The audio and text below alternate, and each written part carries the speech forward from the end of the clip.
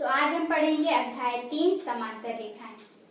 समांतर रेखाएं आपके बुक में पेज नंबर 25। सबसे पहले आपको दिया है समांतर रेखाएं क्या होती है। एक ही तल पर स्थित ऐसी दो रेखाएं जिनके बीच की लंबवत दूरी समान रहती है, इन्हें दोनों ओर कितना भी बढ़ाया जाए ये एक दूसरे को प्रतिच्छेद नहीं करती है। ये है आपका समांतर रेखा। कैसे हुआ?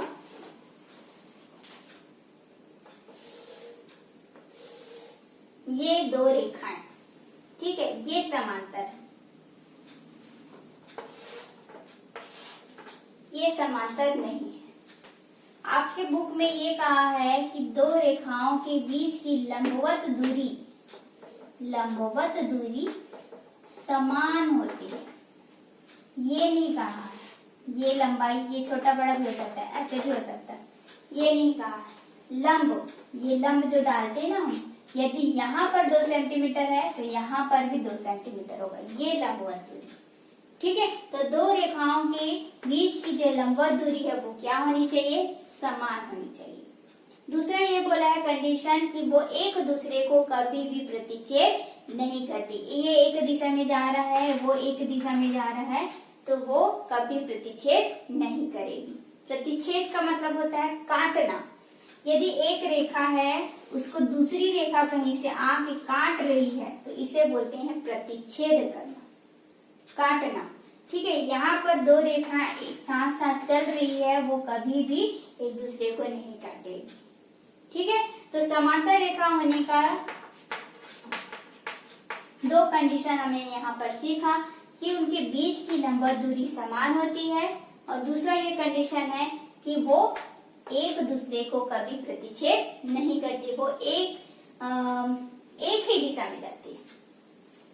यहाँ पर एक ही दिशा की ओर आगे बढ़ी, चाहे आप इधर ले लो या उस तरफ ले लो, एक ही दिशा में आगे बढ़े। यहाँ पर मैंने कहा कि देखिए यहाँ पर जो लंबवत दूरी है वो छोटी बड़ी हो रही है, यहाँ पर समान है क्या? नहीं है। दूसरा, ये एक दिशा इधर जा रहा है तो दूसरी रेखा उस दिशा में जा रही है, ठीक है। तो ये क्या हुआ? ये देखिए आगे, ये मैं इसे बढ़ाती हूँ, ये हो गया, ये आगे बढ़ गया, तो ये क्या हुआ? प्रतिच्छेद कर दिए एक दूसरे को, ठीक है। तो ऐसी रेखाएं जो एक दूसरे को कभी नहीं काटेगी और जिनकी लंबवत दूरी समान होगी, समांतर रेखाएं कहलाएगी। क्लियर हुआ बात? ठीक है। तो यहाँ पर एक ही दिशा में जानी चाहिए। पहला यहाँ पर कंडीशन हुआ लंबवत दूरी समान होनी चाहिए समांतर रेखा के लिए। दूसरा, एक ही दिशा में जानी चाहिए। एक दिशा में जाएगा तो वो कभी भी एक दूसरे को प्रतिच्छेद नहीं करेगा, ठीक है। तो ये 3 कंडीशन हो गए समांतर रेखा के लिए। ये आप 3 याद रख लीजिए तो आपको समांतर रेखा का डेफिनेशन याद करने की जरूरत नहीं पड़ेगी, ठीक है। ये आप आसानी से लिख सकते हैं। नेक्स्ट हमको बोल रहा है, आपका दिया हुआ है समांतर रेखाओं से संबंधित कुछ गुणधर्म। आपका है पेज नंबर 27 पर। पहला हमको दिया हुआ है एक ही रेखा के दो बिंदुओं पर खींची गई लंबवत रेखा परस्पर समांतर होती है। ये कैसे हुआ? यहाँ पर बोल रहा है एक रेखा, ये मैंने खींचा एक रेखा, ठीक है, के दो बिंदु, इस रेखा पर मैंने यहाँ पर लेके चली है 2 बिंदु पर खींची गई लंबवत मतलब जैसे कि मैंने अभी कहा कि लंब ये होता है। लंब क्या होता है? जब एक रेखा पर दूसरी रेखा आती है तो इस रेखा को लंब कहते हैं, ठीक है। तो ये लंबवत दूरी हो गई, ये हमारी क्या हो गई? लंबवत दूरी हो गई। ये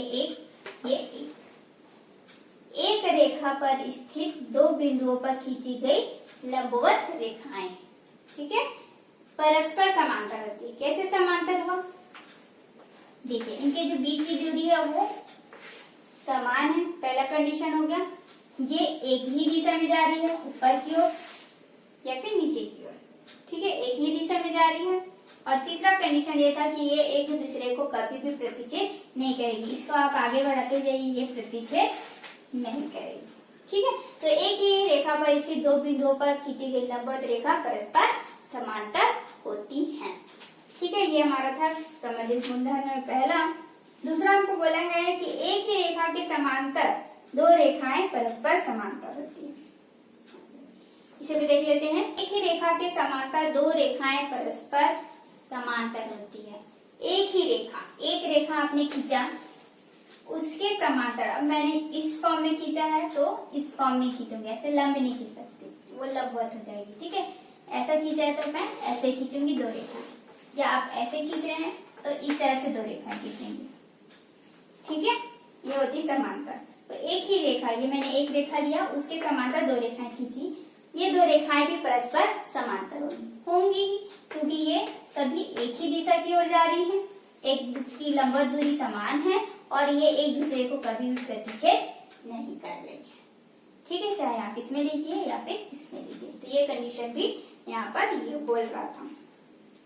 ठीक है, आपका आगे दिया है अंतःखंड, जो मेन टॉपिक है इस बुक में। बोल रहा है अंतःखंड क्या होता है। जब दो सरल रेखाओं को तिर्यक रेखा काटती है तो तिर्यक रेखा का सरल बिंदुओं के बीच कटा हुआ भाग अंतःखंड कहलाता है। अब ये अंतःखंड क्या हुआ, तो इसमें शब्द आ रहा है तिर्यक रेखा। कौन सा शब्द आया, तिर्यक रेखा। अब ये तिर्यक रेखा क्या होती है, जब एक ही तल पर स्थित दो या दो से अधिक रेखा, दो भी हो सकती है, दो से अधिक भी हो सकती है, इन रेखाओं को कोई तीसरी रेखा अलग अलग बिंदु पर काटती है। अलग अलग बिंदु कैसे हुए, एक यहाँ पर कट रहा है, एक यहाँ पर कट रहा है, एक यहाँ पर कट रहा है, तीनों लाइन से कट रहे हैं, नहीं कट रहा, तीनों एक ही बिंदु पर कट रहे हैं क्या, नहीं कट रहा। तो जब दो या दो से अधिक रेखाओं को कोई तीसरी रेखा अलग अलग बिंदुओं पर काटती है तो इस रेखा को हम कहते हैं तिर्यक रेखा। तिर्यक यानी कि तिरछा काटने वाली रेखा। ठीक है, चाहे आप इधर ले लीजिए या फिर ऐसे ले लीजिए। ठीक है, तो ये हो गई हमारी तिर्यक रेखा। तो हमको बोल रहा है कि जब दो सरल रेखाओं को तिर्यक रेखा काटती है, दो सरल रेखाओं को कोई तिर्यक रेखा काट रही है, ठीक है, ये अलग अलग बिंदु पर काटी, तिर्यक रेखा काट रही है तो उसके बीच कटा हुआ ये जो भाग है, इसे ही हम क्या कहते हैं, अंतःखंड। जैसे कि मान लीजिए ये ए है और ये बी, यहाँ से यहाँ पर की जो दूरी हुई, ए बी की जो दूरी है, ये जो भाग है, इसे ही हम क्या कहते हैं, अंतःखंड, अंदर का खंडर भाग। ठीक है, ये हो गया अंतःखंड। नेक्स्ट आपको दिया है जो बहुत ही इम्पोर्टेंट है आपके लिए, है ना, ये सब पढ़ना। देखिए 31 पेज नंबर पर आपको दिया हुआ है नीचे, अतः यह निष्कर्ष निकल सकते हैं, ये बोला है। आपको जो हाईलाइट दिया है बोल्ड लेटर में लिखा गया है, आप पढ़िए। तीन समांतर रेखाओं पर एक तिर्यक रेखा समान अंतःखंड काटती है तो दूसरी तिर्यक रेखा भी समान अंतःखंड काटेगी। क्या बोल रहे हैं, तीन समांतर रेखाओं पर एक तिर्यक रेखा समान अंतःखंड काटती है। ये तीन रेखाखंड मैंने दिया, समांतर रेखाएं लिखा, उसको तिर्यक रेखा काट रही है तो उसमें समान अंतःखंड काटती है तो दूसरी तिर्यक रेखा भी समान अंतःखंड काटेगी। इसे थोड़ा आगे बढ़ा लेते हैं। ये हो गया, ये हो गया, तो ये एक तिर्यक रेखा काटती, यहाँ से यहाँ तक इतना भाग हुआ, ये अंतःखंड बोल रहा है ना, तो ये इतना होगा। ठीक है, दोनों समान हो गए। तो यदि दूसरी रेखा भी काटती है, दूसरी तिर्यक रेखा भी काटती है तो इसकी दूरी बदल जाएगी क्या, नहीं बदलेगी। ये 2 सेंटीमीटर है, ये भी 2 सेंटीमीटर रहेगा, ये 3 सेंटीमीटर तो ये 3 सेंटीमीटर होगा, यही होगा, है ना। तो यही इसमें कहा जा रहा है कि तीन समांतर रेखाओं पर एक तिर्यक रेखा द्वारा काटा गया जो अंतःखंड है वो दूसरी तिर्यक रेखा द्वारा काटे गए अंतःखंड दोनों जो है वो समान होगी, अलग अलग नहीं होगी। नेक्स्ट हमको नीचे दिया हुआ है, तीन समांतर रेखाओं पर किसी एक तिर्यक रेखा के द्वारा काटे गए अंतःखंडों का जो अनुपात होगा वही अनुपात तिर्यक रेखा में भी होगा। ठीक है, बोल रहा है 3 समांतर रेखाओं पर किसी एक तिर्यक रेखा के द्वारा काटे गए अंतःखंड का जो अनुपात होगा, जैसे कि मैंने यहाँ पर कहा कि 2:3 सॉरी 2 और 3 जो था, इसका जो अनुपात है वो 2:3 हुआ। ठीक है, तो वही अनुपात जो है वो तिर्यक रेखा, ये जो तिर्यक रेखा है उसके द्वारा काटे गए का अनुपात भी वही होगा। ठीक है, इस तरह से हमारा ये मेन टॉपिक था। तो चलिए अब पढ़ते हैं प्रश्नावली की ओर। प्रश्नावली में हमारा क्वेश्चन दिया है पहला, 6 सेंटीमीटर का एक रेखाखंड खींचिए, खींचकर उस पर एक बिंदु लेना है P और उसकी जो दूरी है वो 2.5 होनी चाहिए। ठीक है, और उस पर एक समांतर रेखा खींचे बोल रहे हैं। 6 सेंटीमीटर का एक रेखाखंड खींचकर इस पर कोई बिंदु P लेकर 2.5 सेंटीमीटर दूरी पर एक समांतर रेखा खींचना है। तो चलिए देखते हैं इसे कैसे हल करेंगे। तो सबसे पहले आपको ये बोल रहा है कि हमें 6 सेंटीमीटर का एक रेखाखंड खींचना है, तो आपको इस तरह से स्केल लेना है। 0 पर एक बिंदु हुआ और यहाँ 6 पर एक बिंदु हुआ और इसे फिर अब हमें मिला देना है इस तरह से। यह बन गया मेरा 6 सेंटीमीटर का एक रेखाखंड। ठीक है, इस पर एक बिंदु P लेना है, तो यहाँ पर मैं ले रही हूँ एक बिंदु P, बीच पर ले लीजिए। 6 सेंटीमीटर की चाहिए तो 3 सेंटीमीटर पर ले सकते हैं। ठीक है, तो इस पर एक बिंदु P ले लिए। अब इस पर हम क्या करेंगे, लंब डालेंगे। तो ये हो गया हमारा सीधी रेखा, जब हम खींचते हैं तो उसे कहते हैं लंब।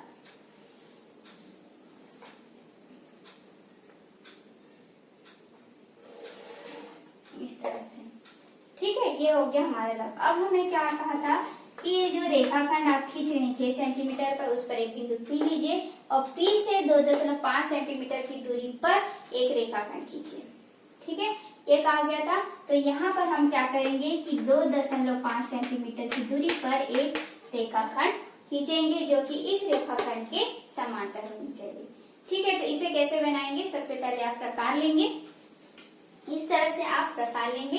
ठीक है, आप प्रकार से यहाँ पर 2.5 सेंटीमीटर की दूरी नापेंगे। ठीक है, जो प्रकार की नोक है वो इस 0 पर होगी और 2.5 पर जो आपका पेंसिल का नोक है वो 2.5 पर होगा। ठीक है, तो जैसे कि मैं यहाँ पर आपको दिखा रही हूँ इस तरह से, इस तरह से आपका 2.5 हो जाएगा। ठीक है, अब क्या करेंगे, आप जो मैंने यहाँ पर P बिंदु लिया हुआ है वहां से ऐसे रख कर आपको प्रकार से इस तरह से चाप काटना है। ठीक है, चाप काटने से क्या होगा कि ये देखिए कि ये कट गया है, इस तरह से आया, तो ये यहाँ पर एक पॉइंट बन गया है। ठीक है, ये पॉइंट हमारा बन गया। इस पॉइंट को हम नाम दे देते हैं Q। तो ये हमारा जो था वो कितना आ गया, 2.5 सेंटीमीटर की दूरी हो गई। ठीक है, अब इसी के समांतर हम यदि सीधी रेखा खींचते हैं, इस बिंदु की आगे की ओर बढ़ाते हैं लाइन इस तरह से। ठीक है, तो आप देख सकते हैं कि एक समांतर रेखा हमको दिख रही है। ये समांतर रेखा हमको दिख रही है, जिसका आप कहीं से भी देखेंगे, नापेंगे तो ये जो दूरी है वो 2.5 ही आपको नजर आएगा। ठीक है, तो इस तरह से हमने खींचा। सबसे पहले हमने ए बी एक रेखाखंड खींचा 6 सेंटीमीटर का, उस पर एक बिंदु P लिया। P से मैंने यहाँ पर सबसे पहले एक लंब डाला PX पर जो प्रकार के नोक को रखकर 2.5 सेंटीमीटर का एक चाप काटा। इस चाप पर जो पॉइंट बना उसको नाम दिया Q और यहाँ पर एक सीधी रेखा खींची जो कि हमारा बन गया AB रेखाखंड के समांतर की रेखा। रचना के पद भी आपको लिखना है। सबसे पहले आप सर्वप्रथम 6 सेंटीमीटर का एक रेखाखंड AB खींचा। पहला पॉइंट यही हुआ कि सर्वप्रथम 6 सेंटीमीटर का एक रेखाखंड AB खींचा। दूसरा पॉइंट होगा AB बिंदु पर एक बिंदु P लिया, AB रेखाखंड पर एक बिंदु P लिया। ठीक है, बिंदु P पर लंब PX, ठीक है, जो कि AB रेखाखंड पर है। खींचा। ठीक है, इस तरह से लिखेंगे। तीसरा पॉइंट हो जाएगा, जब आपने लंब खींचा उसके बाद क्या किया, आपने प्रकार की सहायता से, किसी और की सहायता से नहीं, किससे, प्रकार, परकार, इस तरह से लिखेंगे। ठीक है, प्रकार की सहायता से 2.5 सेंटीमीटर का एक चाप काटा, जो कि किस पर कट रही थी, पीएक्स पर कट रही थी। ठीक है, तो प्रकार की सहायता से बिंदु पी पर 2.5 सेंटीमीटर, प्रकार की सहायता से बिंदु पी से 2.5 सेंटीमीटर का एक चाप काटा, जो कि पी एक्स को बिंदु क्यू पर काटती है। ठीक है, ये हमारा तीसरा पॉइंट हुआ। फिर उसके बाद चौथा पॉइंट हो जाएगा, क्यू से समांतर रेखा सी डी खींचा। या फिर इसकी जगह लिख सकते हैं, बिंदु क्यू से एक रेखा सी डी खींचा, जो कि रेखाखंड ए बी के समांतर है। ठीक है, इस तरह से हमारा ये 4 पॉइंट बन रहा है। क्वेश्चन नंबर 2, क्वेश्चन नंबर 2 में हमको इस तरह से आकृति दी गई है और हमको बोल रहा है कि एल और एम समांतर है। ठीक है, टी जो है वो एम पर लंब है, टी जो है वो एम पर लंब है। इस तरह से दिया होगा आपका एल और एम दोनों समांतर। इस तरह का जो निशान होता है जिसे हम समांतर कहते हैं, तो एल और एम समांतर है, आपको दिख रहा है ना, कि ये एक ही रेखा पर एक ही दिशा में जा रही है, एक दूसरे को प्रतिच्छेद नहीं कर रही है। ठीक है, दूसरा हमको बोल रहा है कि टी जो है वो लंब है। इस तरह से जो लंब है इसको हम लंब पढ़ते हैं, तो टी लंब है एम पर, टी लंब है एन पर। ये हमको 3 चीजें दी हुई है। ठीक है, इस आकृति में इस तरह से। ठीक है, अब हमको क्वेश्चन पूछ रहा है, ये 3 क्वेश्चन पूछ रहा है कि क्या एम और एन भी समांतर है, और है तो क्यों है। ठीक है, तो एम और एन भी आपको क्या दिख रहे होंगे, यहाँ पर समांतर दिख रहे हैं। तो आपको लिखना है हाँ। आपको इसका आंसर जब आप लिखेंगे, उत्तर जब आप लिखेंगे, तो आपको यहाँ पर लिखना है हाँ। उसके बाद आपको यहाँ पर रीजन भी देना है कि आप किस बेस पर बोल रहे हैं कि ये समांतर है। तो आपको रीजन में ये लिखना है कि एक रेखा के विभिन्न बिंदुओं से लंबवत खींची गई सभी रेखाएं परस्पर समांतर होती है। ठीक है, ये रीजन आपने पहले भी पढ़ा है कि एक रेखा के विभिन्न बिंदुओं पर खींची गई जो लंब रेखा है, उस पर यदि हम कोई रेखा खींच रहे हैं, तो वो सारी रेखाएं जो होंगी वो क्या होगी, समांतर होगी। ठीक है, ये पहला कंडीशन जो मैंने बताया वो आप यहाँ पर लिखेंगे। सेकंड क्वेश्चन में भी आपको सेम दिख रहा है कि यदि एम और एन है तो एल और एम भी होंगे, तो सभी रेखा यहाँ पर बोल दिया है, तो ये कंडीशन आपका यहाँ पर भी लागू होता है। ठीक है, तीसरा जो है वो टी लंब है एल पर, टी जो है वो लंब है एल पर। तो हमने गुणधर्म पहले भी पढ़ा था कि एक ही रेखा के समांतर खींची गई लंबवत रेखाएं क्या होती हैं, परस्पर समांतर होती है। तो ये कंडीशन इसमें आ जाएगा। ठीक है, तो ये जो रेखा है उसके इस तरह से आप जब लंब खींचेंगे तो ये क्या हो जाएगा, वो परस्पर समांतर हो जाएगी। यदि समांतर है तो ये लंब होगी, यदि लंब है तो समांतर होगी। ठीक है, तो ये कंडीशन इस क्वेश्चन में बोला जा रहा था।